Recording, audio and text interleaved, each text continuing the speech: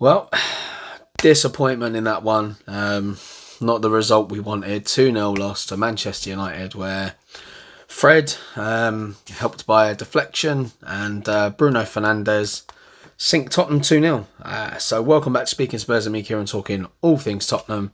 If you haven't done so already, please subscribe to the channel. Don't forget to support this video with a like, despite the fact that after that game there's not much to like. But hit the video with a like and leave your comments below on what you thought of what was pretty much a dismal display from us. So it was second half goals.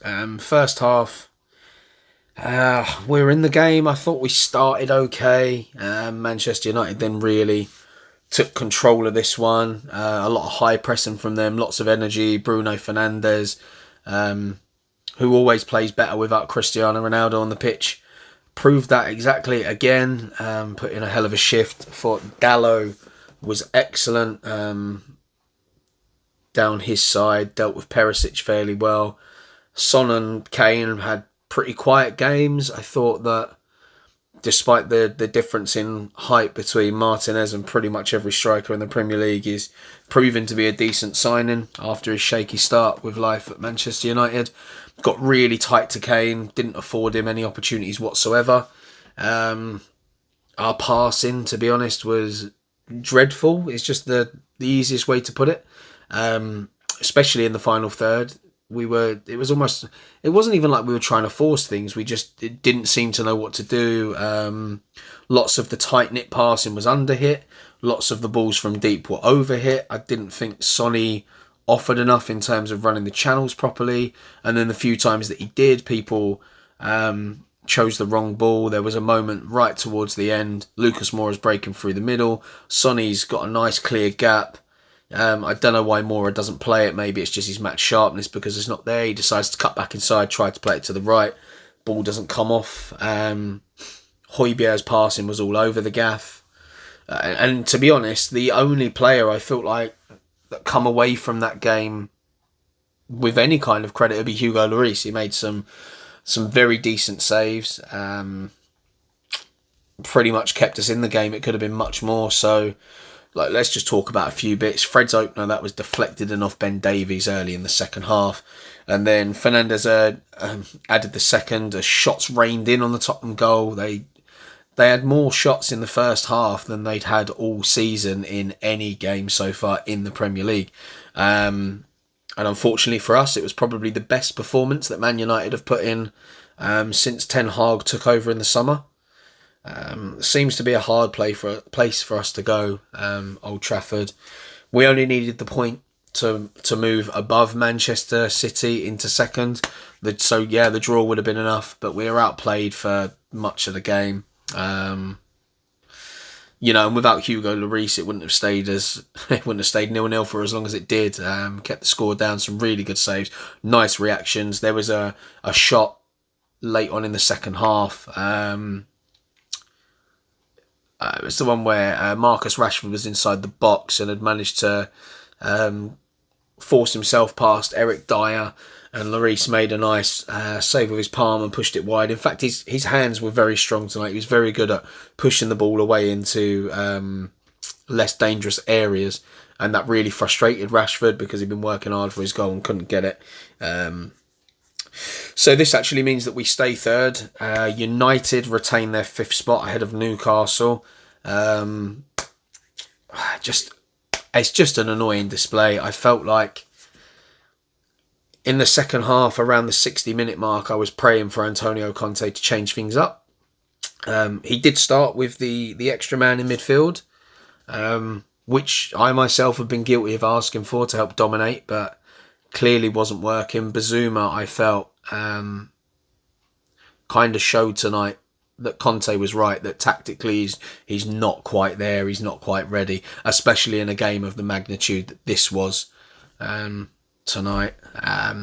Ten Hag left Cristiano Ronaldo out of the squad tonight, which many Spurs fans, including myself, would have seen as a good thing, considering Cristiano Ronaldo has a knack of scoring against Spurs.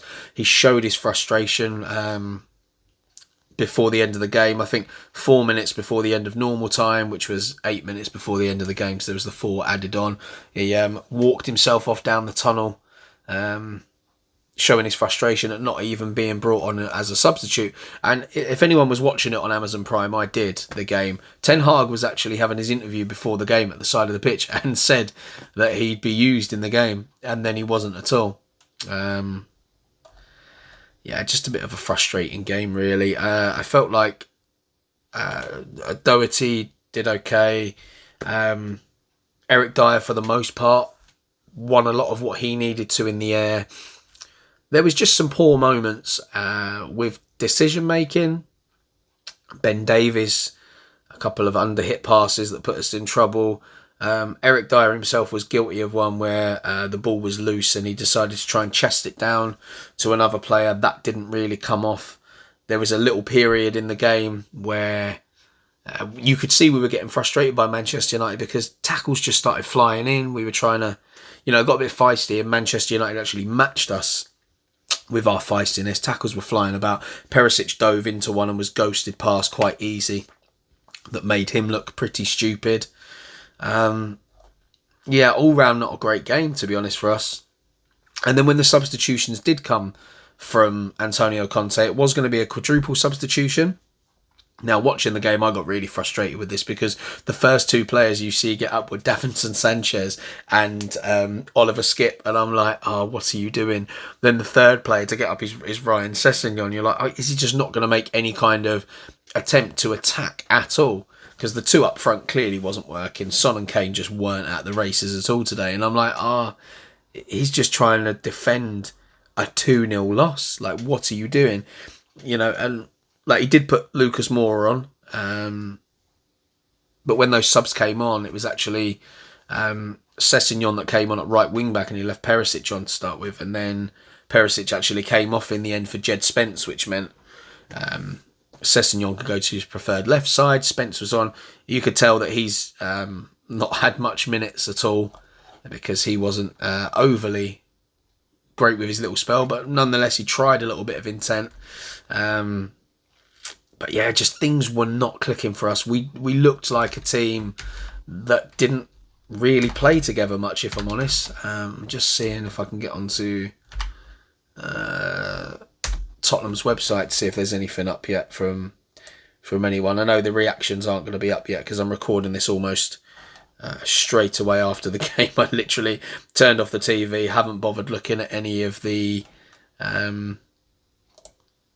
haven't bothered watching the post-match commentary. Didn't fancy listening to any more of Alan Shearer and any of the others when they get back to it. But yeah, nothing much there. So the lineup, for those of you that didn't actually get to watch the game because it was on Prime, the only change that was made was because of the injury to Richarlison. That meant he had to make a change, and it was Bazuma that came in for him. So Manchester United's team looked a 4-2-3-1. So De Gea in goal. You had Varane and Martinez as the two at the back, and then the block in front of them was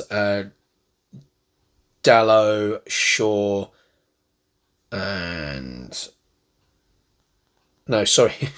Reading that completely wrong. 4-2-3-1. So De Gea in goal, Dalot, Varane, Martinez and Shaw at the back. The two in front, Fred and Casemiro. Casemiro, of which was replaced by Eriksen in the 87th minute, who came straight into the game and took a little whack from the frustrated Christian Romero. Anthony on one wing, who was then replaced by McTominay on the 76th minute. Fernandes in the middle. Sancho on the other side, who was replaced by Alanga. And then Rashford up top on his own. Substitutes that weren't used: Heaton, Lindelof, Ronaldo, Malacia, Palestri and Garnacho. Whereas we opted for the 3-5-2. Lloris in goal, Romero, Dyer and Davies. Dyer came off in the 82nd minute for Davinson Sanchez. And then Doherty and Perisic either side, with Bentancur, Bazuma and Højbjerg making up the three in the middle, and then Son and Kane up top. Substitutes for us not used: Forster, Tanganga, Longley and Brian Hill. It just was not a great night at all. I haven't really got much positive to say about us. Normally I can put a positive spin on things, but for tonight's game, we just weren't at it at all. In the end, we didn't see Kulusevski return to the bench, so clearly not declared fit enough at all for this game.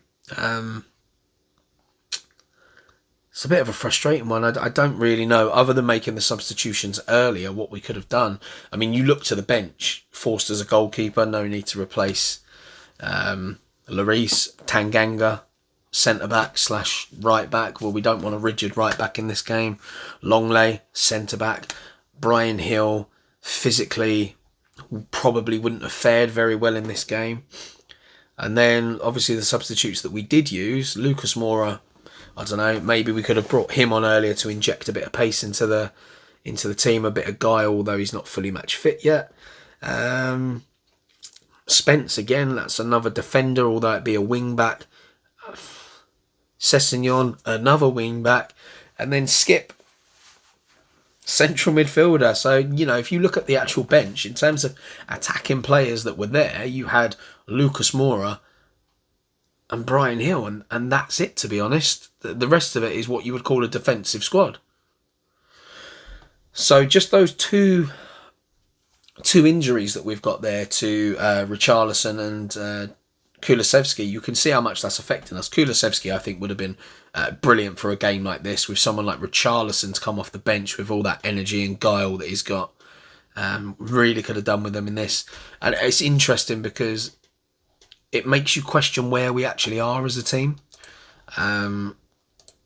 So when you look at the table now,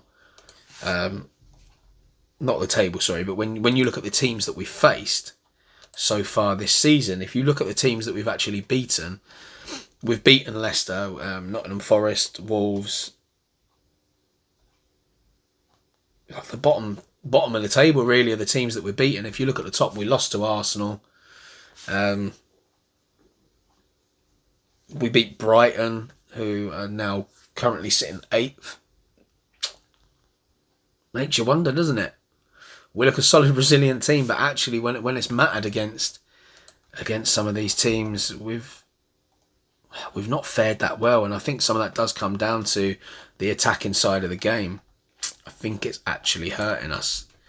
I don't know what the answer is. Do we need to bring some more attacking threats in January? I think so.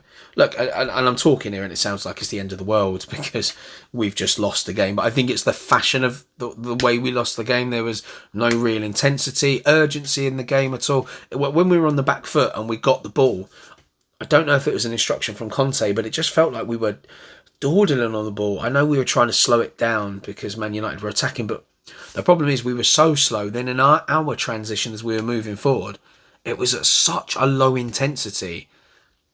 Any runs were almost pointless from anyone. The whole thing was really lacklustre moving forward. But yeah, talking about the games we've won, Everton, Brighton, who are probably the only ones up there. We lost to Arsenal, obviously smashed Leicester, who were having a torrid season, beat Fulham, drew with West Ham. I mean, we always have a tough time there. Beat Nottingham Forest away. Beat Wolves. Drew to Chelsea, which is a good result, and beat Southampton. That's it for the Premier League. So, if you're looking at the top teams, we haven't actually done that well against them. There's no winning there at all. Brighton, the highest up team that we've beat so far this season. Looking down the list, yeah, they are. It doesn't make for good reading, actually, for, myself as well, looking at thinking we're having a good season. Maybe it's not as good a season as we thought because we haven't had any proper tests where we've come up and won the game. The tests that we've had so far, we've failed in 2 of them and then drawn to Chelsea, which was a good result. And West Ham are a team, I mean, I know we played them away, but we should be beating a team like West Ham, especially this season. But I think that the game that we played them was almost like their little turnaround. They love to do well against us, especially when they're struggling. So yeah, that's pretty much all I've got to say for now, unless anything's just come out. Let me just go back to the homepage and see. But if that's all that's come out so far, oh, here we go. Ten Hag has spoken. He said, "We had some other good performances, Liverpool and Arsenal, but today you could see we have developed. You can see the last weeks we are growing in the season and are more proactive in and out of possession. First, you get organisation in and out of possession. When you get that right, you need the right intensity. You have to dictate intensity, and that is what we did today. To be fair, I didn't expect it before because Spurs have played really well this season. Every performance has been dead good. I thought before we needed to be really good to win, and we were. It was a magnificent performance, and I hope we set a new base." Patrice Evra has been saying, "Stop talking about Ronaldo. Everyone is different. I want to focus on the United performance. That's not to protect Cristiano. We don't know if he said to Ten Hag he was going in, and we're trying to make the story of him walking in. Maybe he said to Ten Hag he's going inside for some treatment. I don't want to find excuse. I want to focus on the performance of United. We have to stop talking every day about Cristiano." Yeah, I kind of get that. Shouldn't all be about him. But yeah, from us, it's difficult. But we're not the only team that struggled against Manchester United here. Arsenal, obviously, Liverpool as well. We've all come up short at Old Trafford. Ten Hag is, clearly sorting this Manchester United team out. They've always had the players in that squad to do well. I just think they've been underperforming. They've not played in the right system. They've not had a manager that's managed to get the passion out of them. And to leave Cristiano Ronaldo on the bench with all that's been going on, in terms of, the way they've been playing, Ten Hag said that he didn't want him to go, said he was an important player. Hasn't been playing him as much as perhaps we think he should. And he's still managed to get this Manchester United team galvanised, performing well. And I think as much as we weren't great today, we kind of have to admit that Manchester United did play well. They were organised on the ball. I thought they were very good. Their movement was good, spatial awareness. I thought Fernandes was brilliant. That dummy he did in the middle of the park. It was just excellent to know where Fred was. Fred had a decent game. Much better when he's not paired with McTominay. The connection between him and Casemiro, all good. Oh, what's this just come through now? Asked whether Cristiano Ronaldo spoke to him before walking down the tunnel. Manchester United manager Erik Ten Hag says he was there. I have seen him, but I didn't speak with him. I will deal with that tomorrow, not today. We celebrate this victory, and now we have to recover for Chelsea on Saturday. So the answer to that one is no. He did not have permission to go down the tunnel. So the updates are just trickling in on this one. But yeah, back to the way Manchester United played. Dalot, I thought, he was very good. Varane did fairly well. All round, I just think they were much more, ready for the game. They had more desire, more passion. Obviously, at home, they did well. But they really did pick up when the crowd got right behind them. There was a possibility early in the game, very early in the game, when we started okay and kind of matched them, that the crowd could have started to turn on them, because they do at Old Trafford. The crowd do turn quite quickly. But they didn't. They got behind the team and it pushed them on, and it definitely gave them that extra bit of bite. And I think Rashford, although early on was frustrated because not much was happening, I think he did well to stay far up front. I was hoping that he was going to move back and get sucked into the game to try and pick up the ball, which would have made it even easier for us to then hit him on the break, because we'd have had the freedom a bit further back. But yeah, I just very frustrated, as you can tell, with the way we played. It's hard to find stuff to say about this one, because I thought all over we just were not very good at all. There wasn't anyone that was doing anything that I really liked. I think Christian Romero was quite sloppy today in his challenges. He has this habit of, when the ball's a bit further out in a position where the holding midfielders should be picking. He will break the line of defence and just make unnecessary challenges. He did one early on in the game that gave Manchester United a free kick. And I was worried from where it was. I'm glad that Cristiano Ronaldo wasn't on the pitch, but from where it was on the pitch and then seeing Bruno Fernandes step up, I was worried at that time it was going to be 1-0. And I keep saying about Romero's age that he'll get there.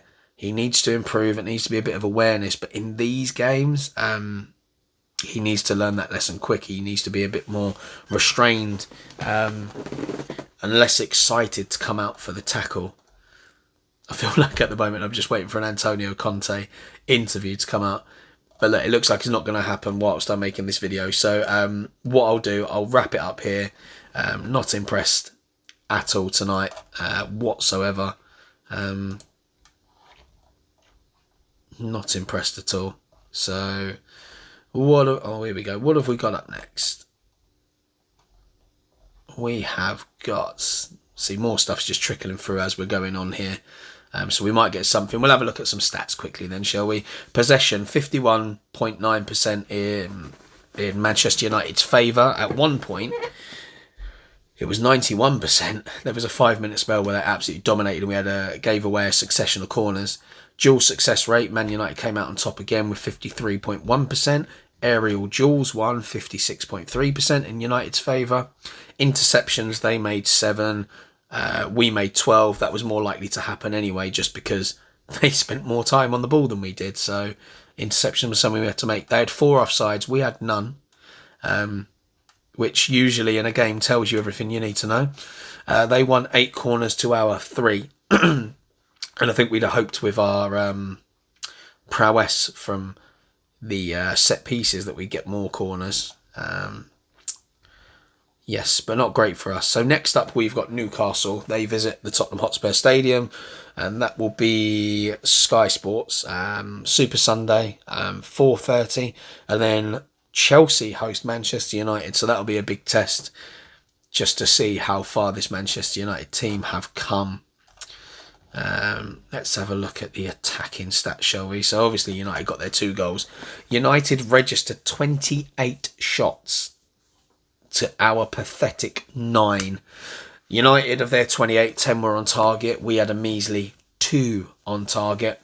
They had 9 shots blocked, and that's one thing we are good at as a team, and we have been for a little while now, blocking shots. You got people like Eric Dyer and Ben Davies that really throw themselves on the line to make blocks, and Christian Romero, can't fault him for that. But I mean, especially Dyer, he took one straight in the face. He didn't move at all, come rushing out, stood his ground, bang, smash right in the face, down for a few minutes. So, credit where credit's due. The centre-backs kind of did their job for the majority of the game. Shots outside the box. This is where it gets frustrating for me, because United had 16 shots outside the box, and I did say after the Arsenal game that we're not quick enough to get out and stop these shots. We had the one where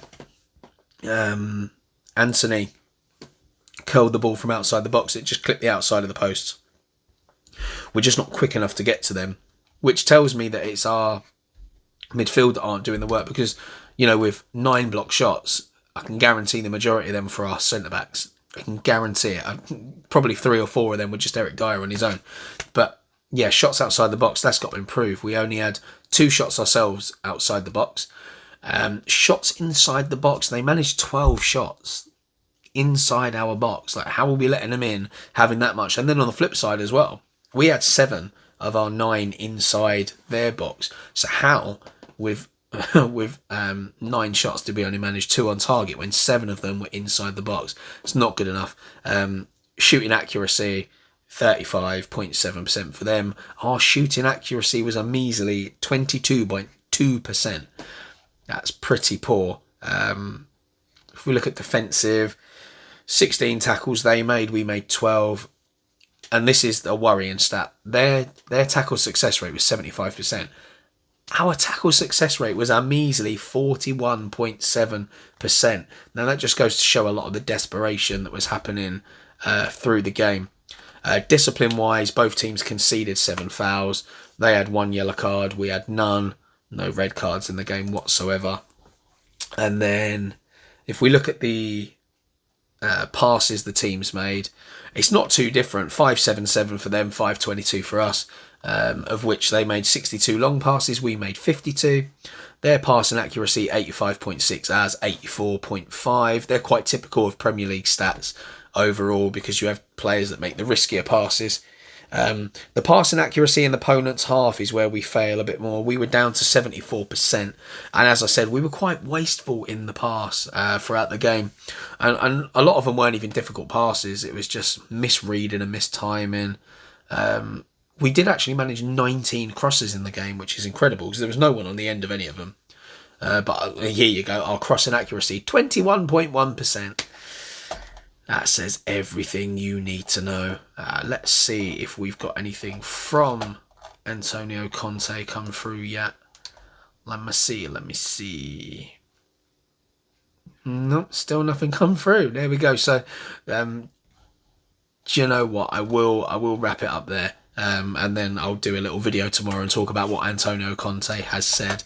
So, thanks for sticking around for that. Feel free to leave your comments below about what was a pretty poor performance. And, what do you think about all these games that we've played against teams in the Premier League? Have we failed when we've really been tested? Have we just won the easier games within the Premier League? Although there's no such thing as an easy game. So, thanks for sticking around. Although you wouldn't have enjoyed the result, I hope you've enjoyed the video. Don't forget to like, subscribe and comment. And until tomorrow, come on you Spurs.